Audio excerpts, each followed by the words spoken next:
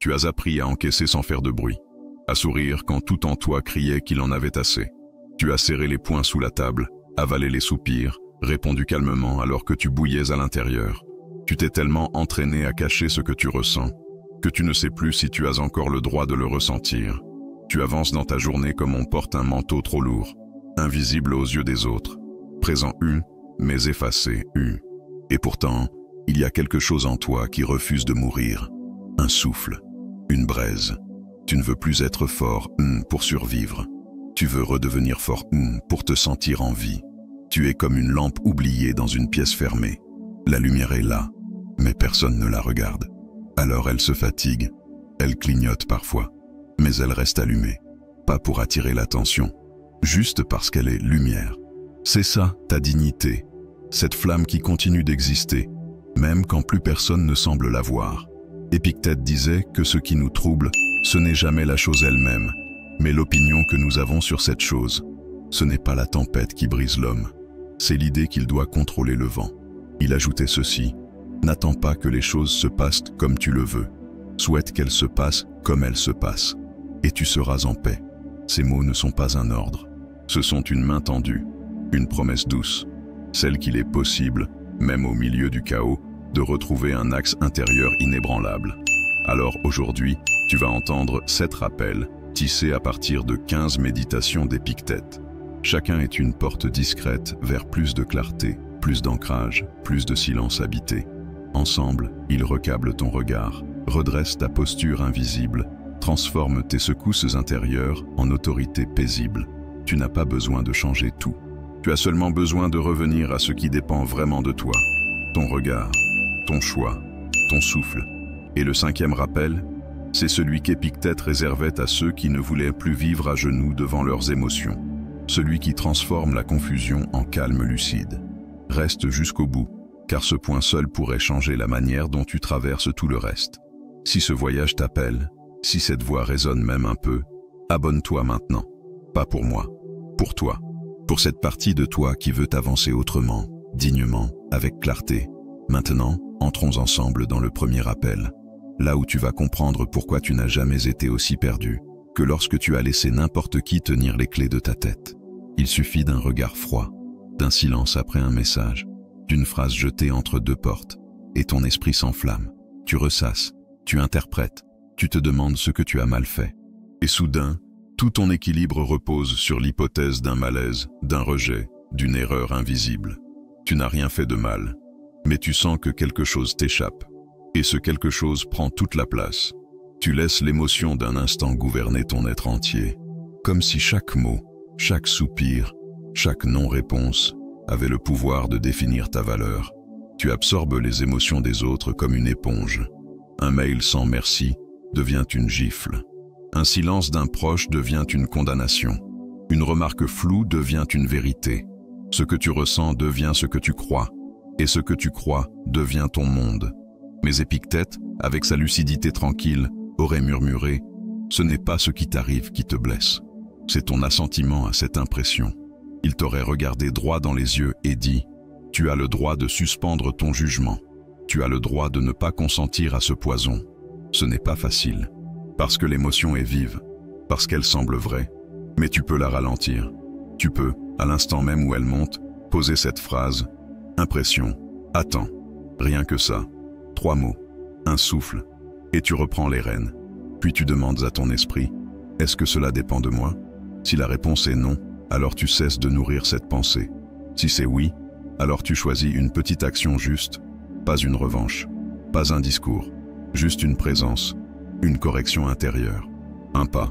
Imagine, ton esprit est un trousseau, et tu as laissé des étrangers entrer, des paroles blessantes, des comportements désinvoltes, des absences, et ils ont fait du bruit, ils ont sali les murs, ils ont laissé des courants d'air. Mais aujourd'hui, tu reprends ce trousseau, tu vérifies chaque serrure, tu refermes ce qui t'abîme, et tu laisses la lumière revenir dans les pièces. Tu ne peux pas empêcher les gens de parler, de te juger, de t'ignorer, mais tu peux choisir de ne pas leur donner l'accès à ton sanctuaire intérieur. Tu peux choisir, à chaque fois que ton cœur s'emballe, de murmurer « Ce n'est qu'une impression. Je choisis de respirer. Je choisis de rester souverain. » Si cette pensée t'éveille, écris en commentaire. Je reprends les clés de mon esprit, parce que c'est là que tout commence. Pas à l'extérieur, mais à l'endroit même où tu choisis ce qui mérite d'entrer en toi. Tu t'épuises à sourire quand ton cœur est en feu. Tu dis oui alors que tout en toi crie non. Tu anticipes, tu ajustes, tu avales, tu encaisses. À la maison, au travail, en famille, partout. Tu veux éviter les conflits. Tu veux qu'on t'aime. Tu veux qu'on dise que tu es quelqu'un de bien. Alors tu te fonds. Tu deviens l'épaule, la solution, le tampon. Mais plus tu veux bien faire, plus tu t'étioles. Et au bout du compte, personne ne te voit vraiment. Tu es utile, mais invisible. Tu confonds bonté et disparition. Tu crois que te préparer au pire, c'est l'inviter. Tu t'accuses de trop penser, de trop prévoir, alors que tout en toi cherche juste à être prêt.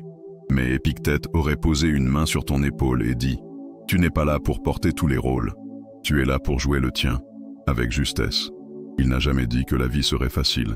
Il a dit qu'il fallait s'y préparer. Non pas pour se crisper, mais pour rester debout quand la tempête commence. Alors, demain matin, ne pars pas comme un soldat sans mission. Prends un carnet, une feuille, et écris 3 tâches essentielles, 3 obstacles probables, et la réponse calme que tu choisiras d'avoir. Tu n'auras peut-être pas le contrôle sur ce qui viendra, mais tu auras le contrôle sur ta manière d'y répondre. Tu ne joueras plus en improvisation désespérée. Tu joueras ton rôle, celui que tu choisis, pas celui qu'on te plaque. Visualise. Un acteur entre en scène. Il connaît son texte. Il sait que les applaudissements peuvent venir, ou pas. Il sait que certains vont l'adorer, d'autres non. Mais il avance, sobrement, dignement, parce qu'il joue pour quelque chose de plus grand que les réactions. Il joue pour l'intégrité de son rôle. Il joue pour être fidèle à sa nature. Et toi aussi, tu peux marcher ainsi. Avant de sortir, respire. Demande-toi, quel rôle je veux honorer aujourd'hui? Pas celui qu'on m'a assigné, pas celui de l'enfant modèle, pas celui du collègue toujours disponible, mais celui de l'être digne, calme, aligné, celui qui se prépare, celui qui ne cède pas à la panique du moment. Alors, écris en commentaire. Le rôle que je choisis d'honorer demain est en 5 mots. 5 mots qui te rappelleront que tu n'es pas un figurant dans la vie des autres. Tu es l'acteur principal de ta vérité. Et cette vérité ne se quémande pas. Elle se joue, silencieusement, fièrement, jour après jour. Il suffit parfois d'une phrase. Une seule, prononcée sur un ton sec, dans un moment de fatigue. Et elle reste. Elle s'accroche. Elle s'infiltre. Tu revis la scène. Encore et encore. Ce qu'ils ont dit. Ce qu'ils ont insinué. Ce qu'ils n'ont même pas pris la peine de rectifier. C'est là, comme un poison lent qui infiltre ta paix. Tu ne dors plus tout à fait. Tu souris, mais quelque chose s'est déplacé en toi. Tu ne sais plus si tu as le droit de te sentir légitime. Tu te demandes si c'est toi le problème. Si ce regard dur, cette remarque méprisante, est peut-être justifiée, et petit à petit, tu commences à leur donner ce qu'ils n'ont même pas demandé, ton pouvoir intérieur. Mais Épictète, dans sa simplicité tranchante, t'aurait murmuré « Ce n'est pas la parole d'autrui qui t'abîme, c'est le crédit que tu lui donnes. » Il ne niait pas la douleur, il la transmutait. Il savait que la proérésis, cette volonté intérieure, ce centre inviolable, ne peut être touché que si tu la rends accessible. Tu n'es pas blessé par ce qu'ils disent. Tu es blessé parce que tu y crois. La prochaine fois que tu sens une pique, un mépris, une moquerie, arrête. Ne les laisse pas entrer. Ne les grave pas en toi. Répète mentalement, c'est leur bruit, pas ma loi. Et choisis. Choisis une réponse digne. Peut-être un silence hautain. Peut-être une limite posée sans trembler. Peut-être un simple départ sans t'expliquer. Ton esprit est une citadelle, une forteresse intérieure. Tu peux entendre les flèches, mais tu n'as pas à les laisser traverser les murs. Visualise ces flèches. Elles viennent, oui, mais elles tombent sur les remparts. Elles s'écrasent au sol. Elles n'atteignent pas le sanctuaire, pas ton cœur, pas ta volonté. Tu n'es pas une éponge. Tu es un filtre, et tu choisis ce que tu laisses passer. Tu n'as pas à tout absorber. Tu n'as pas à tout porter. Tu as le droit de dire « Je ne prends pas cette charge », sans crier, sans te justifier. Juste avec cette lucidité calme qui ne tremble plus. Alors, écris en commentaire une phrase, une seule, une phrase de limite que tu poses, pas pour les autres, mais pour toi. Une phrase que tu diras sans hausser la voix, parce que tu n'es plus en train de demander la paix, tu es en train de la créer. de l'incarner, de la protéger, depuis ton centre, depuis ta citadelle. Tu as déjà vécu ce moment, n'est-ce pas? Ce moment où tu t'épuises à expliquer, à justifier, à prouver. Tu multiplies les mots, cherchant à te faire comprendre, à éviter le conflit, à maintenir une forme de paix. Mais plus tu parles, moins tu es entendu, moins tu es respecté. Et au fond de toi, tu sens que quelque chose cloche. Tu quittes cette conversation vidée, frustré, peut-être même honteuseux d'avoir tant donné pour si peu en retour. Tu voulais de la reconnaissance. Tu as reçu du silence. Tu voulais un accord. Tu n'as récolté que l'écho froid d'un regard absent. Tu voulais que ça change. Tu n'as fait que t'épuiser encore plus. Mais Épictète t'invite à un tout autre chemin. Un chemin sobre, un chemin clair. Que tes mots soient peu nombreux et pesés. Il ne s'agit pas de te taire pour fuir. Il s'agit de parler comme on trace une ligne droite dans la brume. Parler peu, mais parler juste. Et surtout, désirer non pas le résultat, mais l'alignement. Désirer que l'autre change, écoute, comprenne, c'est souvent remettre ton bien-être dans des mains instables.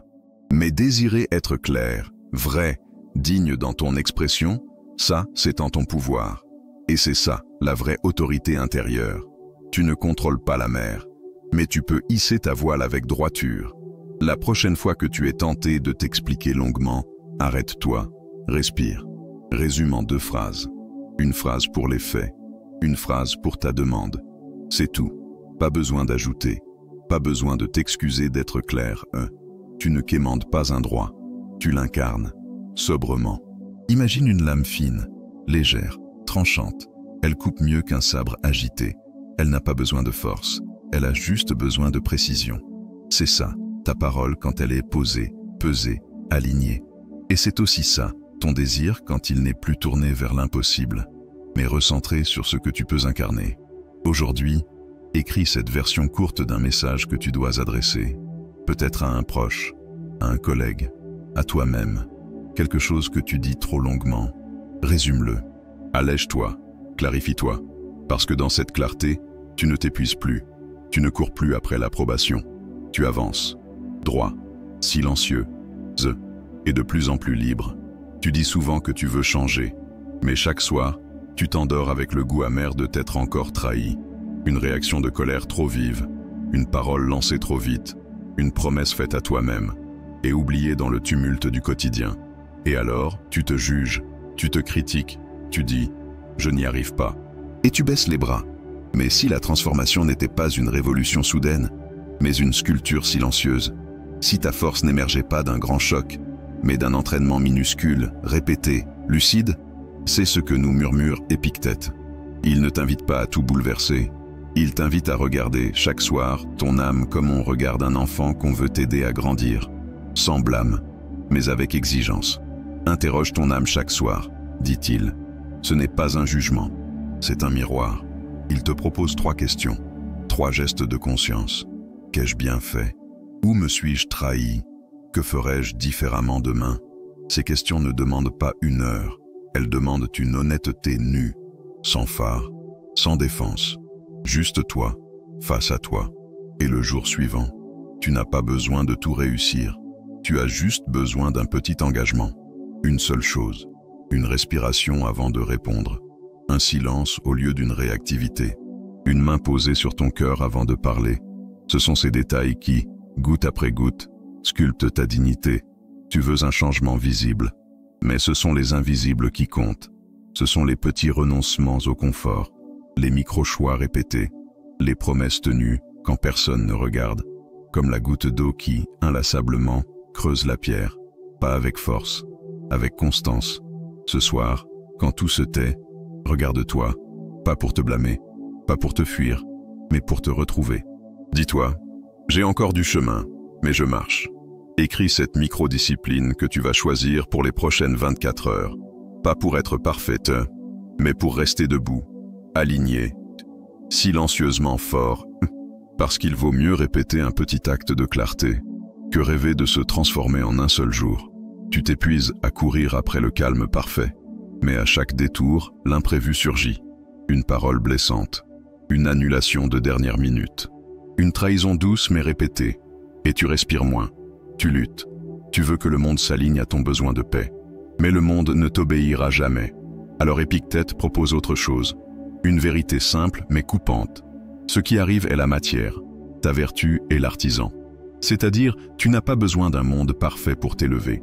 Tu as besoin d'une posture intérieure qui transforme. Le chaos n'est pas ton ennemi, c'est ta forge.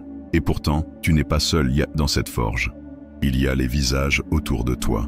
Ceux qui aspirent ton énergie. Ceux qui rabaissent sans bruit. Ceux qui sourient mais sabotent. Et puis, il y a ceux, rares, qui t'élèvent. Une parole qui éclaire. Une présence qui calme. Une simplicité qui inspire. Épictète disait « Vis avec ceux qui te rendent meilleur ». C'est une forme d'amour lucide. Une sélection silencieuse.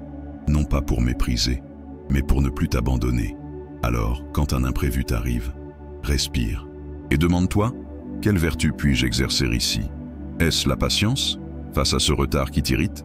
Est-ce le courage, face à une vérité que tu dois dire? Est-ce la justice, quand tu préfères te taire?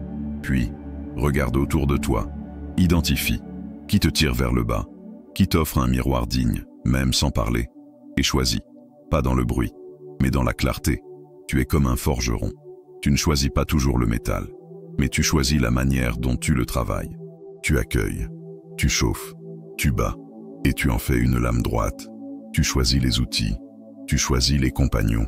Le feu est là, mais c'est toi qui décides de ce qu'il fera de toi. Écris aujourd'hui la vertu que tu veux forger, une seule, et le nom de la personne avec qui tu veux grandir cette semaine.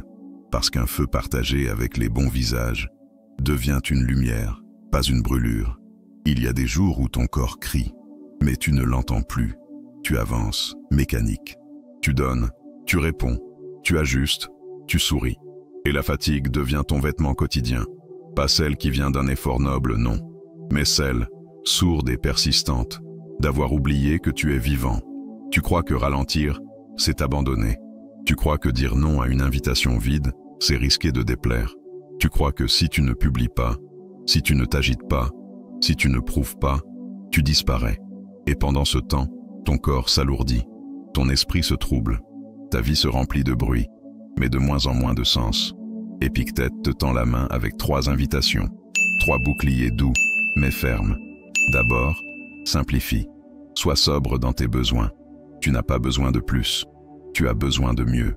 Ensuite, honore ton corps. Ménage ce corps prêté. Il ne t'appartient même pas.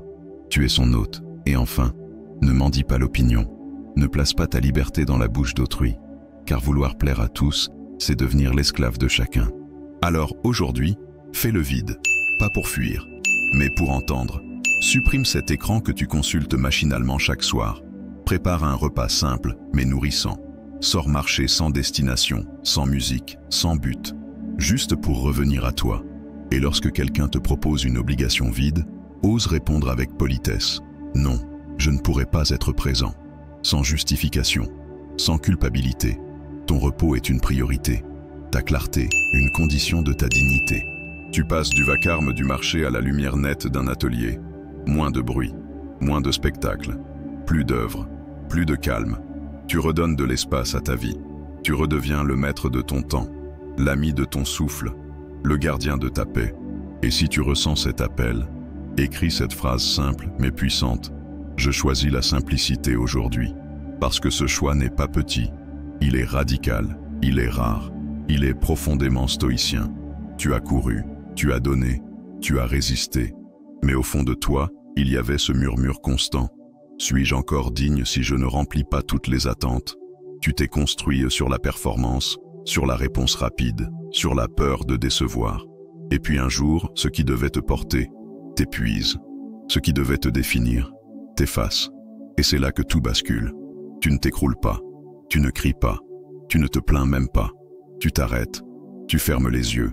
Et dans ce silence, une vérité simple s'impose. Tu n'es pas ce que les autres attendent. Tu es ce que tu choisis d'honorer. Tu es l'artisan de ton regard, de ta parole, de ta paix. Imagine-toi debout, dans une pièce nue. Rien sur les murs, rien à prouver. Seulement toi, ta respiration, et cette force tranquille qui monte. Celle d'avoir enfin repris ta place. Celle d'avoir refusé le vacarme pour revenir à l'essentiel. celle d'Épictète, qui, dans sa pauvreté apparente, détenait une souveraineté que personne ne pouvait lui retirer. Tu as peut-être cru que ton silence était une faiblesse, mais c'est lui qui t'a protégé des injonctions toxiques. Tu as peut-être cru que ta fatigue était une honte, mais c'est elle qui t'a révélé les limites que tu devais poser. Tu as peut-être cru que tu devais changer pour être aimé, mais c'est en restant fidèle à toi-même que tu as commencé à vraiment te respecter. Et c'est ce même silence, cette même lucidité, cette même lenteur choisie, qui feront de toi quelqu'un qu'on ne pourra plus jamais manipuler. Tu n'es plus celui ou celle qui attend l'approbation. Tu es celui ou celle qui marche, en paix, dans sa propre direction. Tu n'es pas un être brisé à réparer. Tu es un être lucide qui choisit enfin de ne plus se fuir. Ce voyage dans les méditations d'Épictète n'était pas un cours. C'était une reconquête de ton souffle, de ta pensée, de ton autorité intérieure. Ce que tu as entendu n'est pas à mémoriser. C'est à incarner, lentement, profondément, chaque jour, car il ne s'agit pas d'être parfait, il s'agit d'être juste, juste avec toi-même, avec tes efforts invisibles, avec tes choix silencieux, avec cette dignité que personne ne t'a apprise, mais que tu redécouvres à force de respect envers toi-même. Les mots d'Épictète ne sont pas des théories, ce sont des outils, des balises, des ancres. Ils te rappellent que tu n'as pas besoin de tout contrôler pour être libre. Tu as besoin de discerner, d'affiner ton regard, d'ajuster ta réponse. C'est ce discernement, pas la force brute, qui forge les âmes stoïciennes. Alors tu avances, avec moins de poids sur les épaules, moins de confusion dans l'esprit, et plus de calme, plus de clarté. Tu ne cherches plus à gagner chaque combat. Tu choisis lesquels méritent ton énergie. Tu ne cours plus après les louanges. Tu te tiens droit à un, même dans l'ombre. Tu n'attends plus qu'on te comprenne. Tu te comprends. Et si un jour, tu retombes dans le doute, relis, reviens, respire. Parce que cette philosophie n'est pas un sommet à atteindre. C'est une manière de marcher. Un regard neuf posé sur les mêmes douleurs. Une discipline douce qui, jour après jour, te redonne ton propre respect. Si ce voyage t'a apporté plus de clarté, abonne-toi et aime cette vidéo pour que nous continuions à nourrir ensemble cette force tranquille. Et envoie-la à quelqu'un qui en a besoin. Peut-être quelqu'un qui n'ose pas encore croire que sa paix est possible, mais qui l'entendra en te lisant.